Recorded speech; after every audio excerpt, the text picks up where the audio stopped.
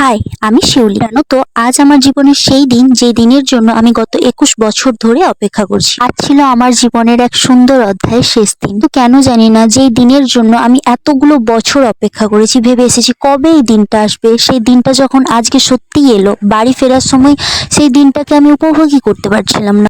হঠাৎ করে বাস্তবটা বুঝতে পারলাম। এই জিনিসগুলো এতদিন জাস্ট নর্মাল ভেবেছিলাম, নর্মাল ভাবে ইউজ করছিলাম। দিনে দাঁড়িয়ে হঠাৎই সেই জিনিসগুলো আমার কাছে অমূল্য হয়ে উঠল। আমার ব্যাগ আর পেন আর স্কেল, ক্লাসে বসার চেয়ার টেবিল, এমনকি আমার আই কার্ডটাও না কখনো পড়তেই চাইতাম না। কলেজে পড়ে আসার কথা বললেই আমরা বলতাম সবসময় এই মঙ্গলসূত্রটা ঠিক দেখাতেই হবে, না হলে হবে না। কলেজের লাস্ট এক্সাম দেওয়ার সময় আই কার্ডটা আমি নিজে থেকেই বাড়ি থেকে একদম পড়ে বেরিয়েছি। ভুলে গিয়েছিলাম প্রথমে, তারপর আবার নিজে মনে করে আবার বাড়িতে গিয়ে আবার পড়ে তারপর বেরিয়েছি। পড়তে খুব ভালো লাগলো আজকের দিনের জন্য, কারণ আজকের দিনের পর তো সত্যিই এটা আর কোনোদিন পড়া হয়ে উঠবে না। আর কোনোদিন ব্যাগ কাঁধে নিয়ে এরকম ভাবে কলেজ যাওয়া যাবে না, আর কোনোদিন বেঞ্চে বসে এক্সাম দেওয়া যাবে না, আর কোনোদিন রোল নাম্বার অ্যাবসেন্ট প্রেজেন্ট এগুলো কিছুই হবে না। আই কার্ড পরে যেতে হবে না, এক্সাম হলে টাইমের মধ্যে লিখে খাতা জমা দেওয়া যাবে না।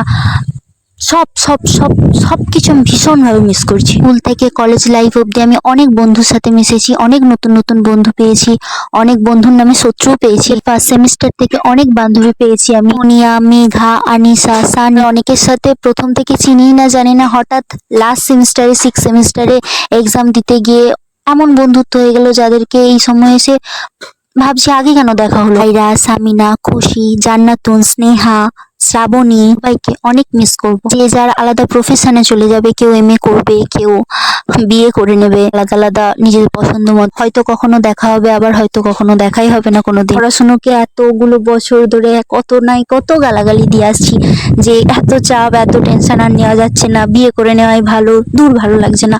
আজ সত্যি যখন সেই দিনটাতে চলে আসছি আমরা, সত্যি যখন আমি চলে এসেছি স্পেশালি, যে আমার হবে না, শেষ অধ্যায় এটাই আমার পড়াশোনা লাইফের শেষ দিন।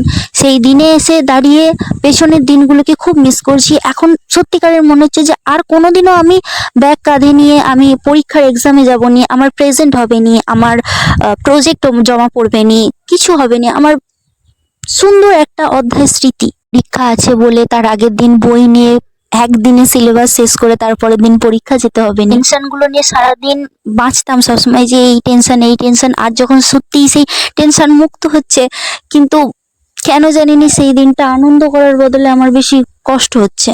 জানি না এই ভিডিওটা আমি কবে পোস্ট করতে পারবো, কি আদৌ পোস্ট করতে পারবো কিনা।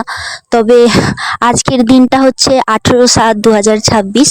এটা পোস্ট করার আমার একটাই উদ্দেশ্য, যাতে ফেসবুক আমাকে 1 বছর পরে হোক 2 বছর পরে হোক আমাকে রিমাইন্ড দুক, এই আমার সুন্দর অধ্যায়ের স্মৃতিটা আমার কাছে আবার সুন্দরভাবে আমার কাছে তুলে ধরুক। যেই সময়টা হয়তো আমি সত্যি খুব কিছু নিয়ে অন্য কিছু নিয়ে ভাববো, ফেসবুক আমাকে নোটিফিকেশন দুক। আজকের দিনটা বাড়ি থেকে বেরানো থেকে শুরু করে কলেজ যাওয়া অবধি, কলেজ যে পরীক্ষা দিয়ে এক্সাম দিয়ে বেরিয়ে আসা অবধি, আমি প্রত্যেকটা মুহূর্ত, প্রত্যেকটা ছোট ছোট মুহূর্ত আমি আমার ফোনে ক্যাপচার করেছি, আমার বান্ধবীদের ফোনে ক্যাপচার করেছি। সমস্ত কিছু রেখেছি, সবার ছবিগুলো, সবার ছোট ছোট ভিডিওগুলো রেখেছি।